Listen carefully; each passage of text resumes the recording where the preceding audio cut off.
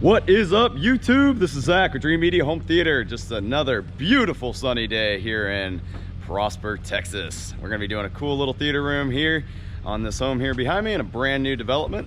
And we're gonna be doing an RS2000, one of y'all's favorite projectors of mine as well.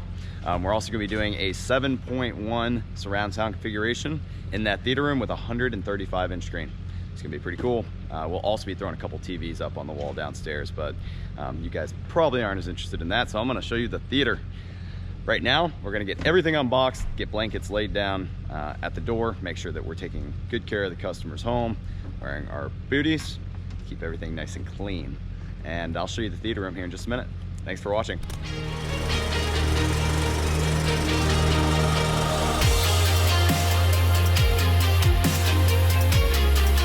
Okay, so this is the theater room. Here with Sam, and Grayson's also helping out on this project. And we just got all of our equipment up here into the room. So let me show you what we have. The beautiful RS2000 native 4K projector. And we're gonna be mounting that right here in the pre-wired location. I'm probably gonna be mounting it into this header beam right here to keep it away from the door. I mean, this thing is a monster and we do not want it to clip the door. Yep, the closest stud is going to be right here between your plates. They bolt them in or nail them in whenever they're building the house. So that's the projector. We're going to be using the fine adjust mount that you see me use in all the videos. I love this mount. It has a gearbox in it that allows you to just micro adjust it. It's very easy for alignment. Customer owned 135-inch screen, and we are using the custom series. So higher end projection, just a little bit more basic on the speakers. You know, everybody has their priorities and things that they enjoy. And this is still going to give him a nice 7.1 surround system. So we're using the CS16s for the front left and right. Right here, if you notice there's no pre-wiring up on the wall. They're down below. See these plates here? We're gonna move them up. And whenever they pre-wire homes, typically all of the wires go like this, up the wall and then to each location around the room. So we're just going to cut our hole on that far side. There should be a stud right here and a stud right here, and our speaker will go right in between on both sides, centered on the screen. So we'll have to do some measurements for that. And then surrounds will actually be up here where they're pre-wired, and then surround rears. Now you could configure this as a 7.1 or a 5.1.2, depending on, you know, how you want to configure it, either Atmos or Dolby Digital. In this particular situation, it's really, you know, like right in the middle. It's not Atmos, it's not 7.1. It's, you know, these builders do funky things, but it'll still sound good. Mm-hmm. Now, we have the RP640. This is one of my favorite centers. The center speaker, you can see, is a much higher class than the rest of the speakers. That's because this is the most important speaker in the room. This is where all your dialogue's coming from. So you can see it didn't cheap out on that. Whenever the people are speaking, you want to hear it crystal clear. Now, our subwoofer, we have the SPL 120, and that's going to be going back here at the rear of the room in the pre-wired location. This is a frontward firing ported sub. And all the equipment's terminating here at the front of the room. So what we're going to be doing is getting all of this unboxed, getting everything traced out, and then I'll show you guys how we complete the work. Well guys, we are sad. We are not able to do the screen today. We started to put it together, and it's an Elite Screens. It was missing the elbow joints, which is pretty important. You can't assemble it at all, really, without those. So we're just going to move on with our installation, and the customer's reaching out to them or Amazon right now to see what are the options to try to get those in as soon as possible, and then I'll come out as quickly as we can for the customer and get the screen installed for him. But this is just one of the downsides to ordering these type of screens. They even write on the instructions that it may or may not come with everything. So what we're going to do is we're just going to continue on with the installation and install all of the products that we brought, and then we'll come back for the customer and get the screen up. So I'll do a phase 2 to this install. Well, on a better note, We have our equipment here, looking mighty fine. So here's the custom series in ceilings. For the money, these are not too bad. They are more basic, but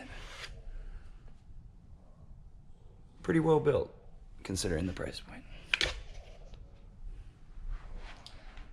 You got the 640D. It's got these 3.5-inch ceramic metallic woofers and that 90 by 90 horn with the titanium dome tweeter. It's one of my favorite centers in the price point. It's really versatile. You can use it for many different applications and situations. We have our SPL 120, big old ceramic metallic woofer, ported. And then we got the beautiful RS2000. Looking good, as always. And then our front left and right and surround left and rights, the custom series in walls.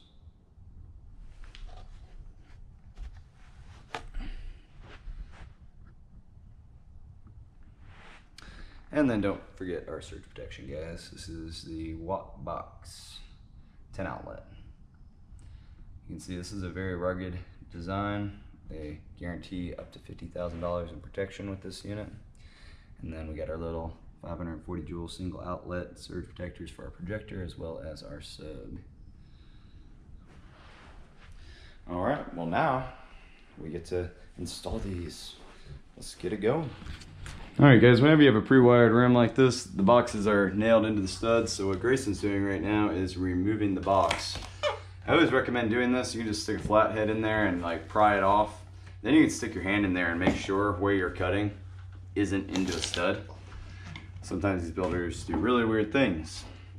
Like here at the front of the room, we are getting everything set up for the speaker, and we have a stud right here. The edge of the screen's coming to here, so we're forced to kind of etch this stud out just based on the way the framing is and where we have to put the speaker because of the screen. You know, this isn't really ideal. I would normally like to have the speaker go from here to here in this stud pattern, but the real issue is that over here it doesn't even align that way. The wall just isn't framed the same on both sides. So here we have a stud here, right here. So we may be able to fit this one in between the studs, and then when we etch that one out, it should all line up, but Sam's about to cut it out, and you know, we'll see how this all plays out. Check it out, guys. So it is not looking good. It's a little too tight, so I might have to etch out that stud a tad bit. So Grayson's working on getting the surrounds cut out now, and you can see we're actually putting the speaker in sideways.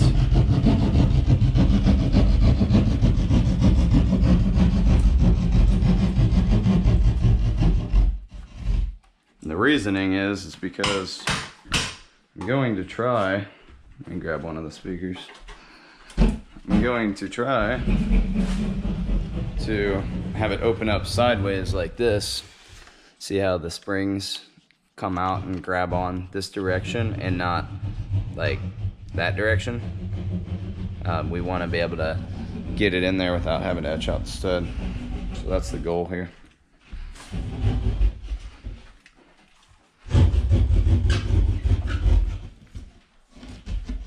Into the black terminal and the red wire into the red terminal, like that. And then we're gonna pop that speaker in.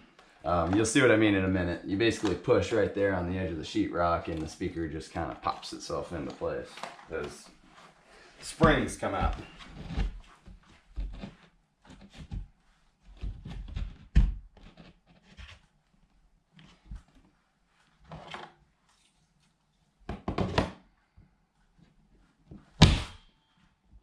Just like that. Boom.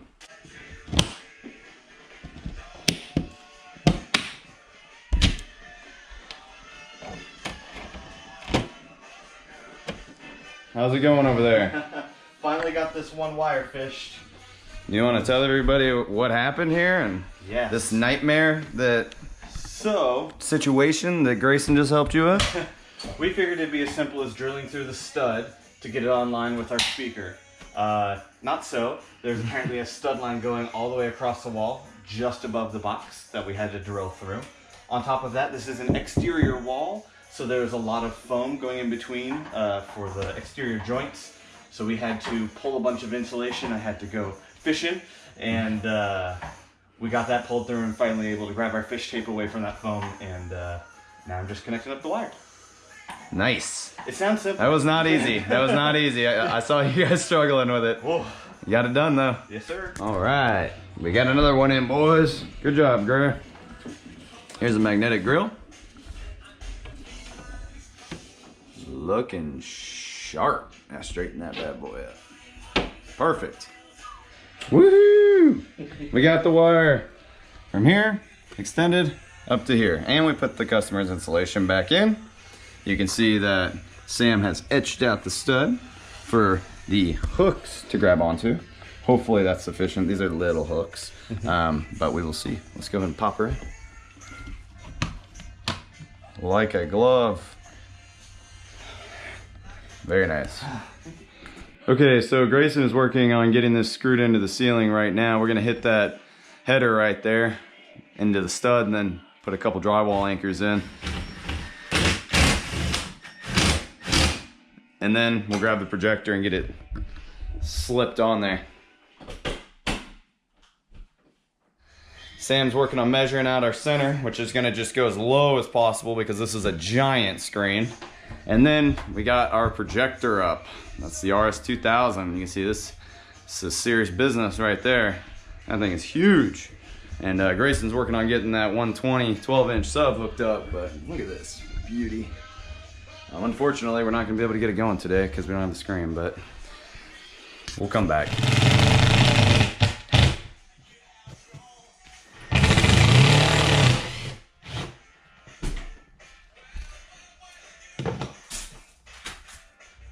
All right, guys, that's a wrap. We just finished this up. Not really what we want, no screen on the wall, but let me show you what we did.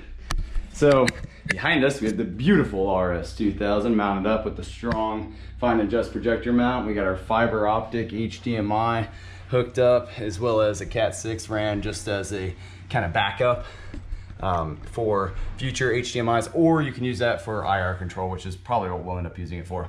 Surge protected.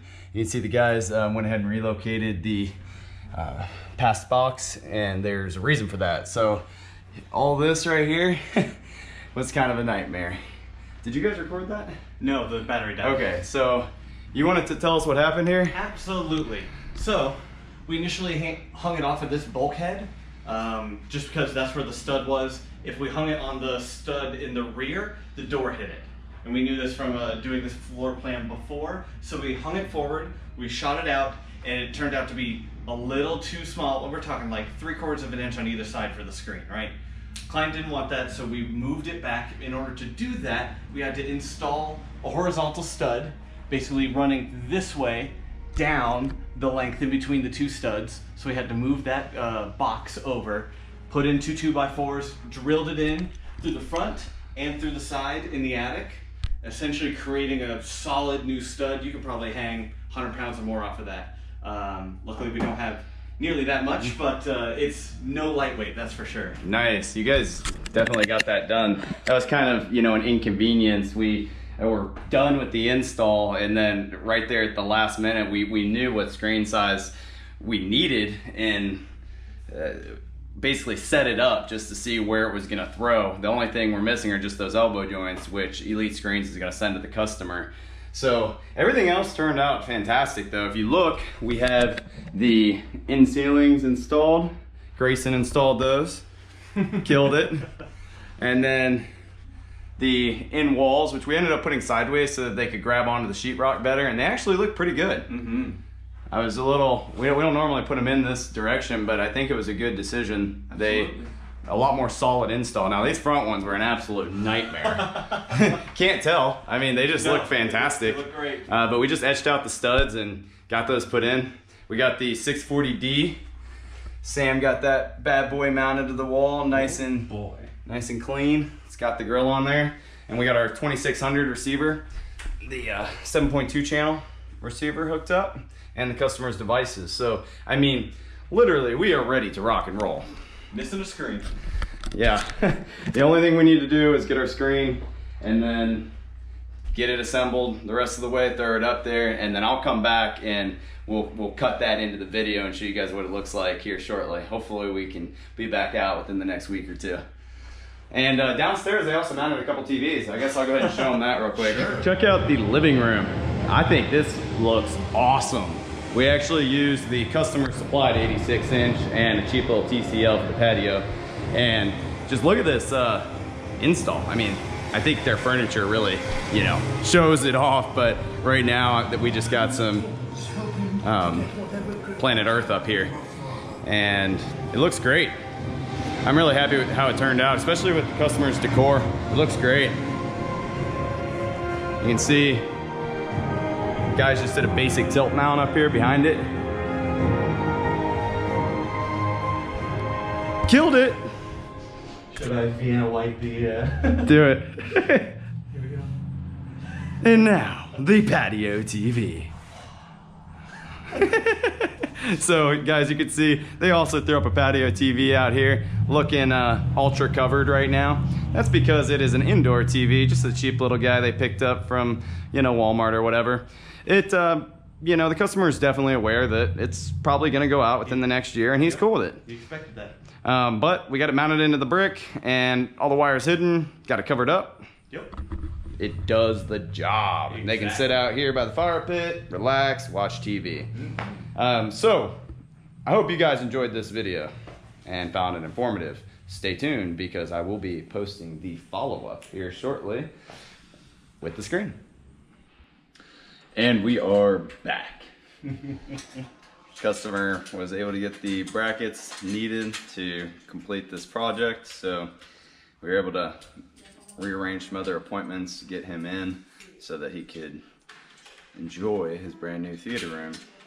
It's kind of a disappointment the other day. We had everything else done other than the screen, and you know that RS2000 is not looking good on the sheetrock wall, the textured wall, painted dark brown.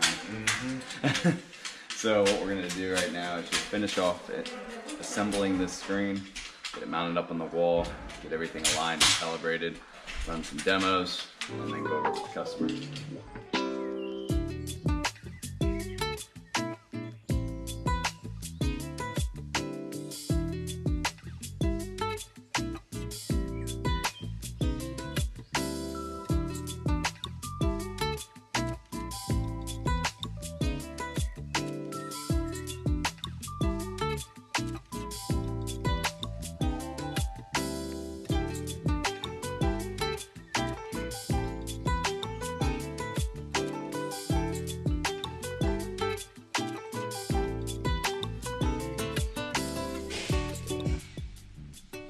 So we're taking these little hook springs, using them to tension the screen to the back of the zero edge frame, and you just put them in these little crevices here, all the way across. Alright, as you can see, we are finishing up putting the springs on the screen, keeping tension across the whole thing. We recommend you start in the corners and work your way out. That'll make it the easiest on you. Next up is putting on the edges. Oh, my way more? Yeah. I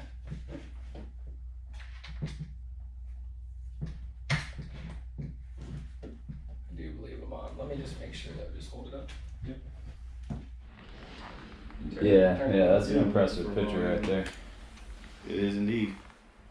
You gotta turn it up. It looks like, you know, you got a television up there. It Nobody does. would know that this is a projector. 135-inch It's television. huge, yeah.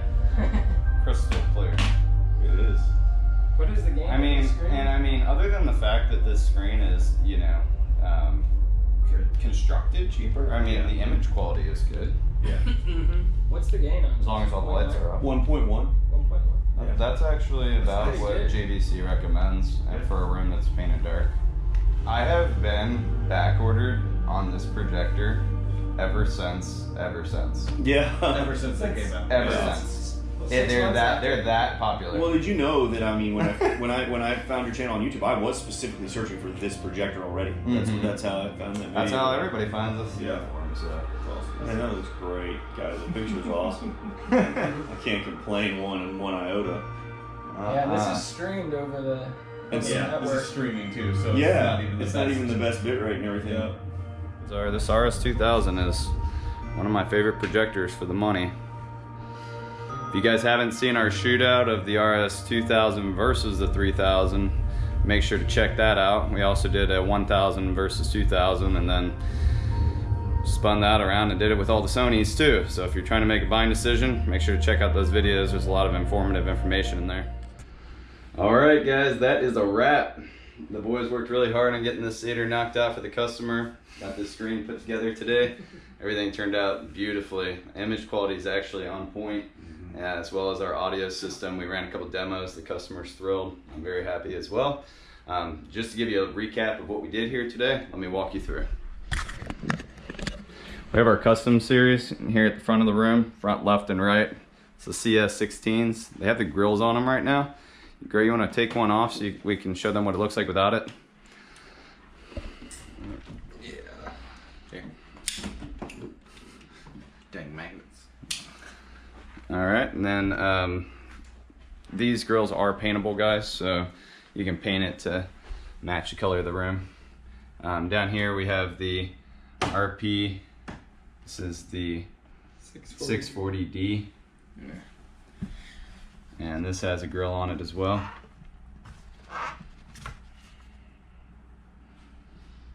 Good looking center speaker. It's got the 6 3 1/4. Keep your treble down so that it doesn't interfere with your dialogue. You got the Denon 2600 7.2 channel receiver. All the devices connected. The customer down here. And then, yeah, he has a Blu-ray player, gaming consoles, everything like that. Over here we have the custom series again, same as the fronts, and then the custom series in ceilings here at the rear. Then we got our big Bertha here. This is the RS2000, also known as the NX7 for retail use. This is one of the hottest native 4K projectors this year. Really good value, produces a beautiful image.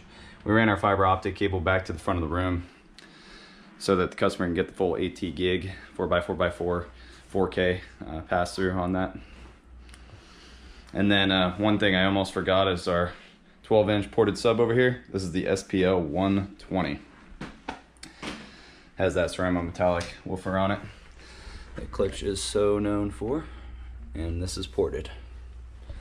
And we put surge protection on everything, guys. You can see back there and there, everything is surge protected. Alrighty.